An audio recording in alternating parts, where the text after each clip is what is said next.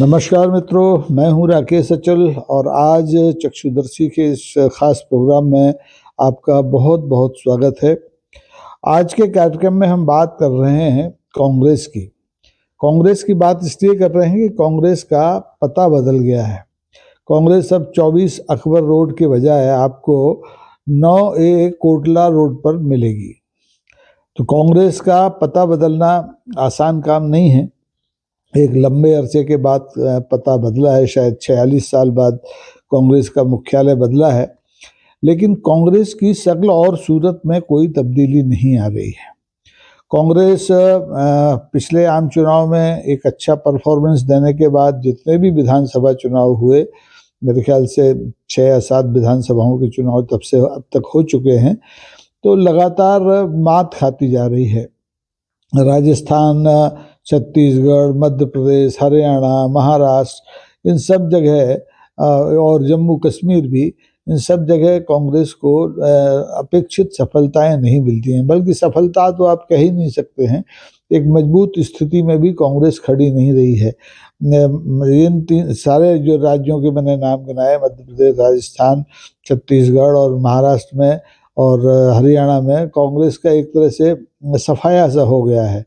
कांग्रेस पुनर्जीवित आम चुनाव में जिस तेजी के साथ हुई थी, 55 से और 98-99 तक पहुंची थी, उस हिसाब से विधानसभा चुनावों में कांग्रेस को कोई कामयाबी नहीं मिली। और भारतीय जनता पार्टी के खिलाफ जो आम चुनाव में एकजुटता विपक्षी दलों ने कांग्रेस के नेतृत्व में दिखाई थी, उसमें भी अब लगातार क्षरण हो रहा है। कांग्रेस के साथ इंडिया गठबंधन में जितने भी क्षेत्रीय दल और घटक के रूप में शामिल हुए थे, वो धीरे धीरे एक एक करके अपना पैंतरा बदलते जा रहे हैं, क्योंकि उन्हें अपने वजूद का संकट दिखाई देने लगा है।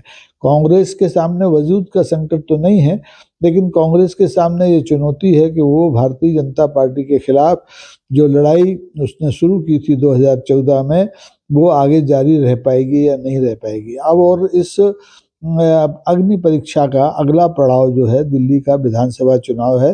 5 फरवरी को वहाँ मतदान होने वाला है। दिल्ली की राजनीति से भी कांग्रेस को बेदखल हुए एक लंबा अरसा हो गया है, मेरे ख्याल से 1 दशक से ज़्यादा हो गया है। वहाँ के कांग्रेस की अंतिम जो मुख्यमंत्री थी श्रीमती शीला दीक्षित थी, जो अब नहीं है, और उन्होंने 10 साल तक लगातार दिल्ली पर राज किया। उसके बाद से कांग्रेस जो दिल्ली से उखड़ी तो दोबारा पनप नहीं पाई। 2 विधानसभाओं के चुनाव हो गए और तीसरा ये चुनाव होने वाला है। इस दौर में, पिछले 2 दशक के दौर में, कांग्रेस जहाँ से भी उखड़ी है वहाँ दोबारा से अपने पांव जमा ही नहीं पाई। चाहे वो उत्तर प्रदेश हो, चाहे मध्य प्रदेश हो, चाहे राजस्थान हो, चाहे छत्तीसगढ़ हो, चाहे महाराष्ट्र हो। आप देखेंगे मध्य प्रदेश में जैसे तैसे 2019 में कांग्रेस की सत्ता में वापसी हुई थी, लेकिन 19 महीने की सरकार ही काम कर पाई, और 19 महीने में कांग्रेस में जो असंतोष हुआ, जो भगदड़ मची, जो बगावत हुई, उससे कांग्रेस की सरकार चली गई। महाराष्ट्र में भी कांग्रेस ने महाराष्ट्र विकास आघाड़ी गठबंधन बना करके कुछ वर्षों तक, 2-2.5 वर्षों तक सरकार चलाई, लेकिन जैसे ही विधानसभा चुनाव हुए, कांग्रेस सत्ता से बाहर हो गई और उसके सहयोगी दलों में भी को भी सत्ता से बाहर जाना पड़ा। तो सत्ता खिसकने से ही कांग्रेस के साथ जो इंडिया गठबंधन में क्षेत्रीय दल शामिल थे, वो धीरे धीरे भागने शुरू हो गए हैं। आवाज़ सबसे पहले आपने देखा कि दिल्ली से ही उठी। आम आदमी पार्टी ने इस इंडिया गठबंधन में के जो सबसे बड़े घटक दल थे, एक तरह से अघोषित नेता थे, कांग्रेस पर हमला करना शुरू किया।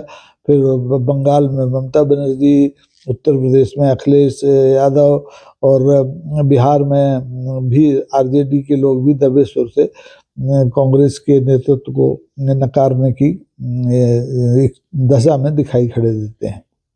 लेकिन स्थिति ये है, और सवाल भी ये है कि क्या कांग्रेस आने वाले दिनों में इस देश में राजनीति में प्रासंगिक रहेगी या नहीं रहेगी। तो मुझे लगता है कि कांग्रेस की प्रासंगिकता तो इस देश की राजनीति में कभी समाप्त होने वाली नहीं है। भारतीय जनता पार्टी का जो दिवा स्वप्न है इस देश को कांग्रेस विहीन करने का, वो भी शायद पूरा होने वाला नहीं है, क्योंकि पिछले 10 साल में कांग्रेस को नेस्त नाबूद करने की जितनी कोशिशें भारतीय जनता पार्टी ने की हैं, वो अब 1980 में जन्मी भारतीय जनता पार्टी ने पहले कभी नहीं की। अटल जी के ज़माने में भी कांग्रेस को विहीन भारत की कल्पना नहीं की गई थी और न नारा दिया गया था। तो अब हम लोगों को ये देखना है कि कांग्रेस ने क्या अभी केवल अपना पता बदला है या अपनी रणनीति भी बदल ली है। क्या कांग्रेस उन तमाम कागजी शेरों से मुक्ति पा पाएगी जो कि कांग्रेस के लिए 4 वोट हासिल नहीं कर सकते। वो टीवी के पर्दे पर तो कांग्रेस के लिए लड़ते दिखाई देते हैं, लेकिन मैदान में वो चारों खाने चित हो जाते हैं या उनके पास वोट खींचने की कोई क्षमता ही नहीं रहती है, खासतौर पर सुरजेवाला जैसे नेता। और एक पूरी की पूरी टीम है कांग्रेस पर इस समय जो छाई हुई है, जो कि मैदानी जंग में लड़ने के काबिल नहीं है।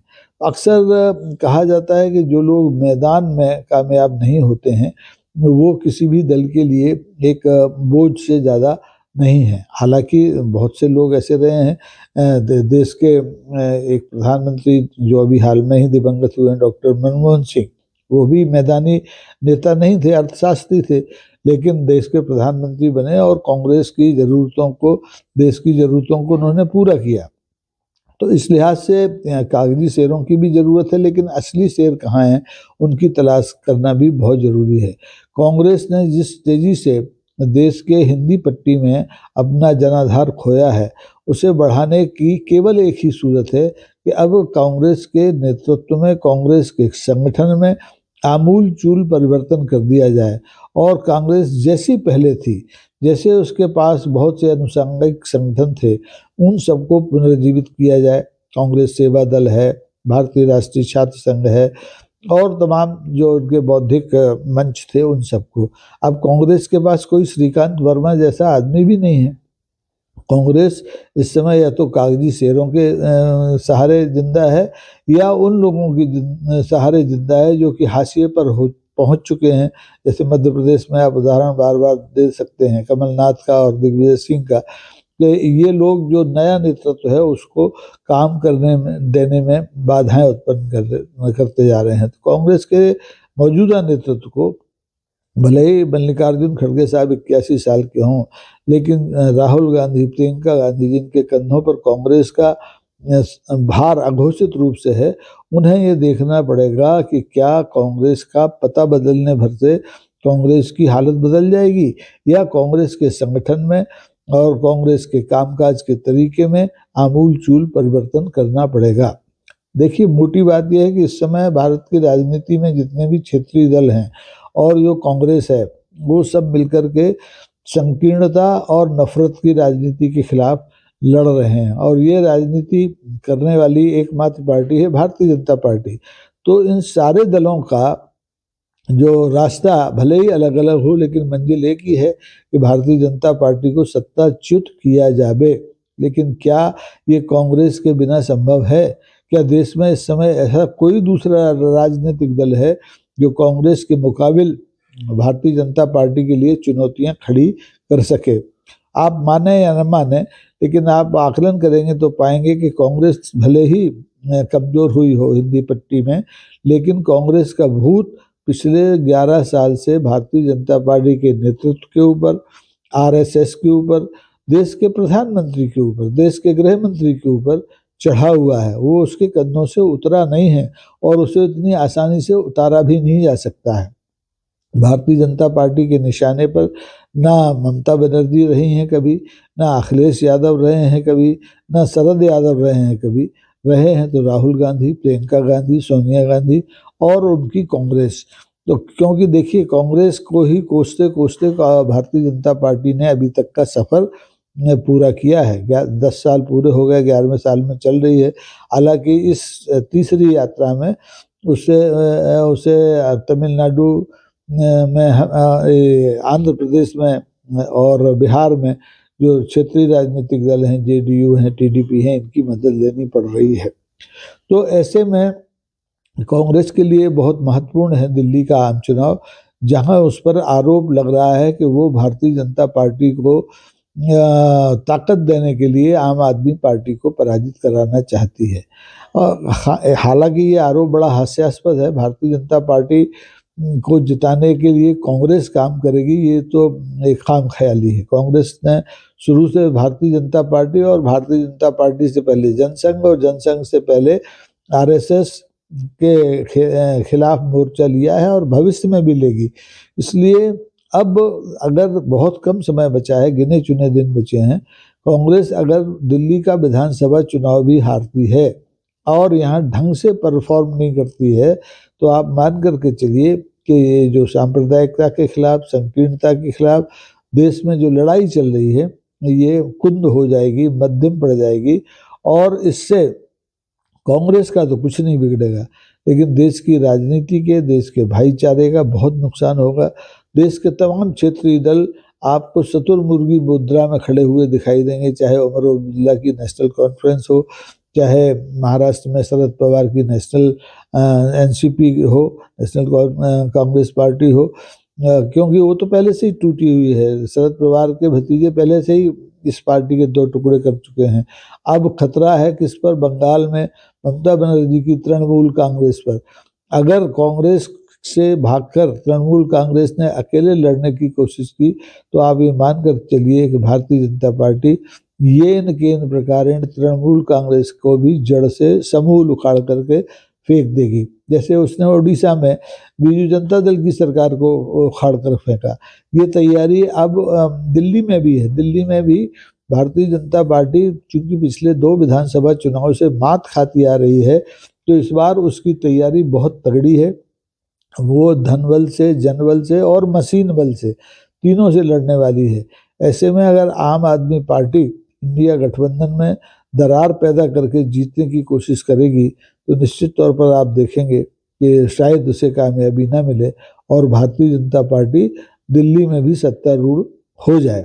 अगर ऐसा होता है तो इसका सारा जो दोष है वो आम आदमी पार्टी के ऊपर लगेगा, क्योंकि कांग्रेस ने ऐसी कोई कोशिश नहीं की। जितने भी क्षेत्रीय दल हैं वो अपने आप कांग्रेस से दूरी बनाते गए हैं। कांग्रेस ने न कभी किसी क्षेत्रीय दल को या किसी घटक दल को इंडिया गठबंधन से बाहर करने की बात कही, ना कभी किसी के खिलाफ कोई बात कही। कोशिश की कि जहाँ तक हो सब मिलकर चलें, लेकिन जब जब विधानसभाओं के चुनाव हुए, आम आदमी पार्टी हो, चाहे समाजवादी पार्टी हो, चाहे दूसरे और क्षेत्रीय दल हों, उन्होंने कांग्रेस से दूरी बनाई और खुद भी उसका खामियाजा भुगता। कांग्रेस का जो नुकसान हुआ वो तो हुआ ही, लेकिन क्षेत्रीय दलों का भी भारी नुकसान हुआ और मुनाफा हुआ तो केवल और केवल भारतीय जनता पार्टी का।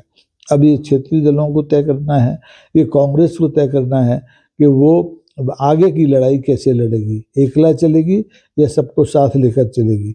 ये फैसले का दिन है। अगर दिल्ली के विधानसभा चुनाव तक कांग्रेस अनिर्णय की स्थिति से नहीं उभरेगी, तो आप ये मान करके चलिए कि कांग्रेस को भी पुनर्मूसको भव की स्थितियों से गुजरना पड़ सकता है।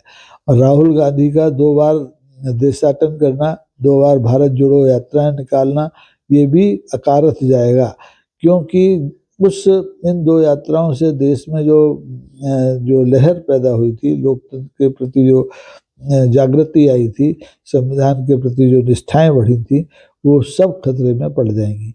तो अब देखना है कि दिल्ली विधानसभा का चुनाव क्या संदेश लेकर के आता है भारतीय जनता पार्टी के लिए और कांग्रेस के लिए। तो ये चुनाव महत्वपूर्ण है ही, लेकिन सबसे ज़्यादा महत्वपूर्ण है ये चुनाव आम आदमी पार्टी के लिए, क्योंकि अगर आम आदमी पार्टी दिल्ली हारती है तो आप ये तय मान कर चलिए कि उसके हाथ से पंजाब भी खिसक जाएगा, क्योंकि पंजाब में जो आम आदमी पार्टी का नेतृत्व है वो भाग्य भरोसे चल रहा है। वो कांग्रेस और भारतीय जनता पार्टी की गलतियों की वजह से सरवाइव कर रहा है, लेकिन देखना होगा आने वाले दिन क्या संदेश लेकर आते हैं। मकर का जो माघ माह का जो परिवर्तन है सूर्य की राशियों का, वो राजनीति में भी दिखाई देगा या नहीं, इसके लिए हमें प्रतीक्षा करनी पड़ेगी 8 फरवरी तक की। तो देखिए 8 फरवरी तक हम लोग यहीं हैं, बीच बीच में बात करते रहेंगे और देखते रहेंगे कि राजनीति का ऊंट कौन से करवट बैठ रहा है। आज के लिए बस इतना ही। फिर से आपसे निवेदन है कि इस वीडियो को आप लाइक करें, सब्सक्राइब करें, शेयर करें। धन्यवाद।